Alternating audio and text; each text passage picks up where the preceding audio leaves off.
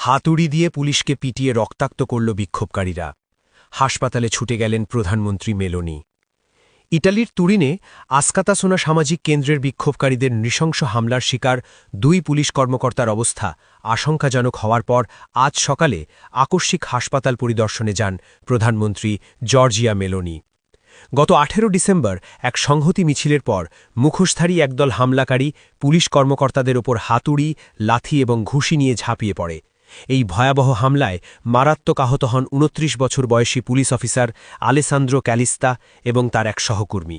ক্যালিস্তা প্রধানমন্ত্রীকে সেই বিভীষিকাময় পরিস্থিতির বর্ণনা দিতে গিয়ে বলেন, ওরা ছিল চরম পর্যায়ের সুসংগঠিত, আমাদের বাঁচার কোনো পথ ছিল না। ANSA.ITর প্রতিবেদন অনুযায়ী প্রধানমন্ত্রী আজ ভোরে পিডমন্টের প্রেসিডেন্ট আলবার্তো সিরিওকে সাথে নিয়ে তুরিনের মোলিনেট হাসপাতালে পৌঁছান। সেখানে তিনি আহত পুলিশ সদস্যদের চিকিৎসার খোঁজখবর নেন এবং তাদের সাহসিকতার ভূয়সী প্রশংসা করেন। হাসপাতাল সূত্রে জানা গেছে, দীর্ঘ 24 ঘণ্টা নিবিড় পর্যবেক্ষণে রাখার পর আজ সন্ধ্যায় দুজনকে ছাড়পত্র দেওয়া হয়েছে।